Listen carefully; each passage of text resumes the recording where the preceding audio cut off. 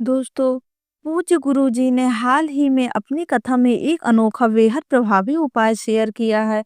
उन्होंने कहा है, अगर आपके जीवन में धन की कमी हो, समस्याएं चारों तरफ से घेर रही हों या कोई भी काम सफलता की ओर न बढ़ रहा हो, तो इस उपाय को अवश्य करें। यह उपाय इतना खास है कि केवल एक बार करने से आपके जीवन में सकारात्मक बदलाव आ सकते हैं।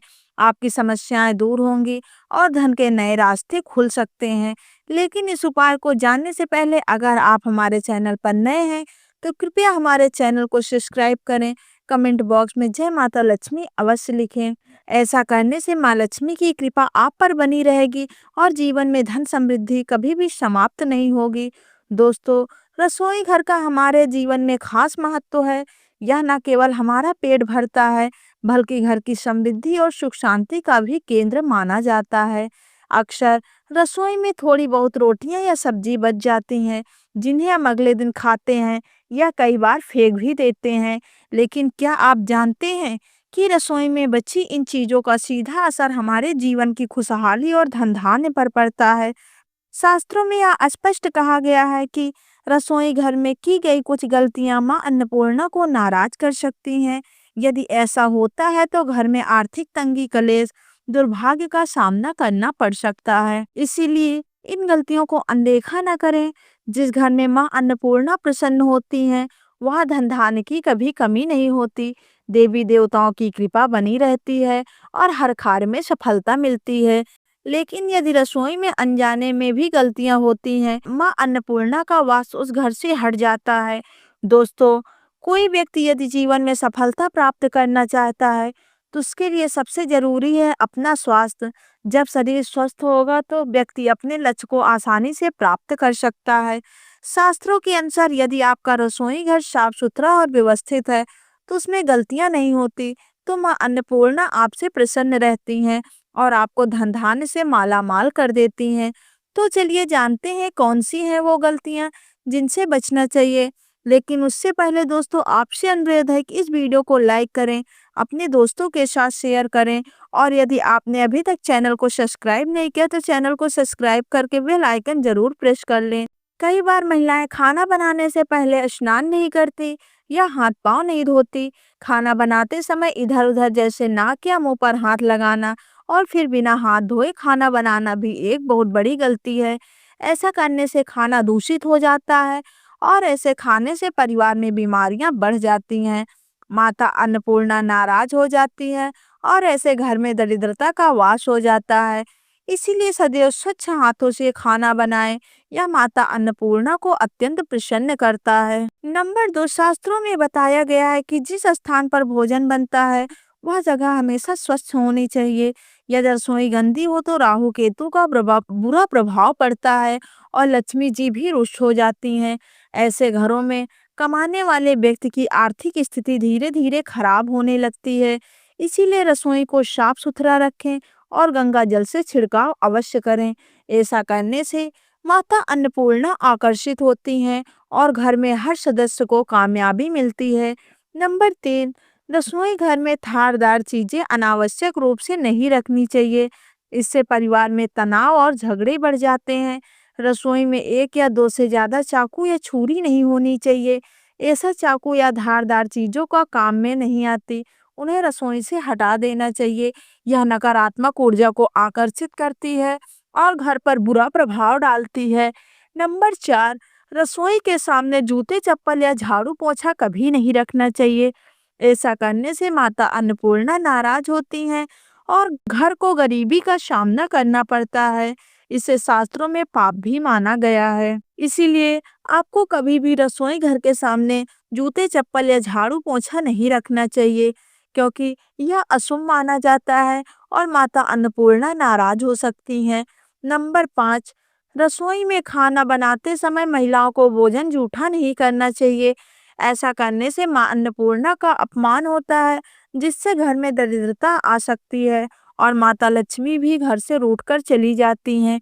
कई महिलाएं खाना बनाते समय नमक या मसाले चेक करने के लिए खाना चख लेती हैं। ऐसा करना अशुभ माना जाता है।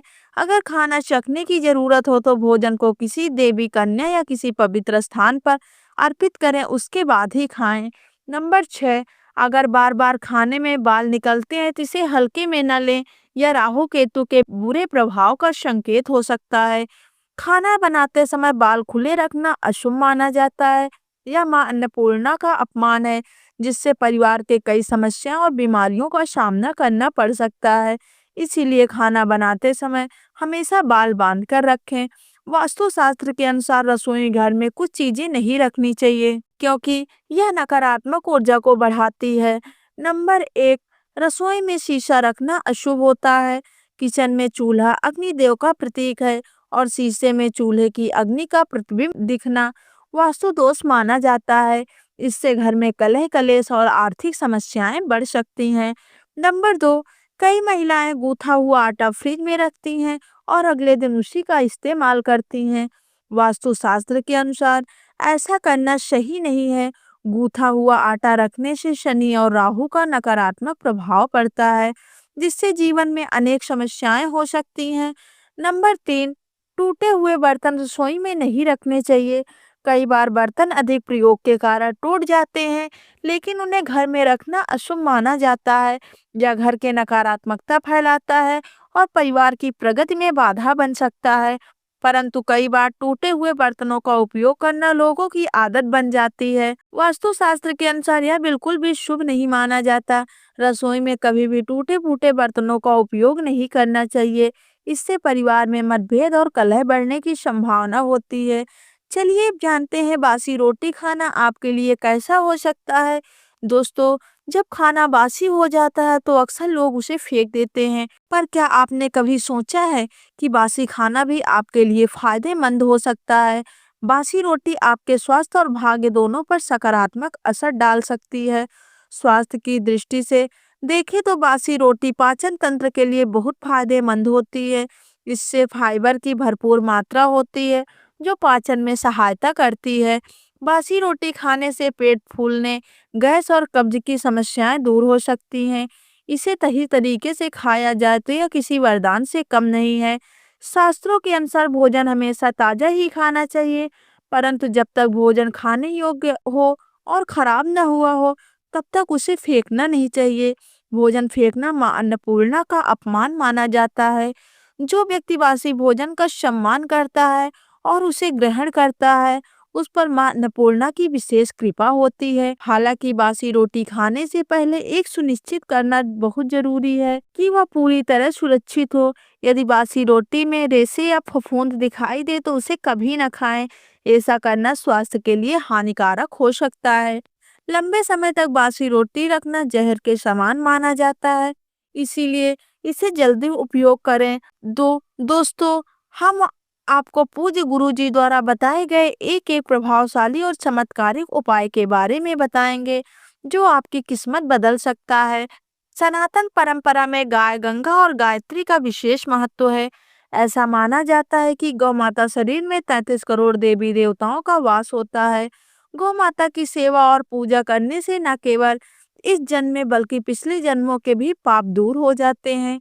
गौ सेवा से मां अन्नपूर्णा और सभी देवी देवताओं की कृपा प्राप्त होती है। हर सुबह जब आप अपने घर में भोजन बनाना शुरू करें तो पहली रोटी को गौ माता के लिए निकालें।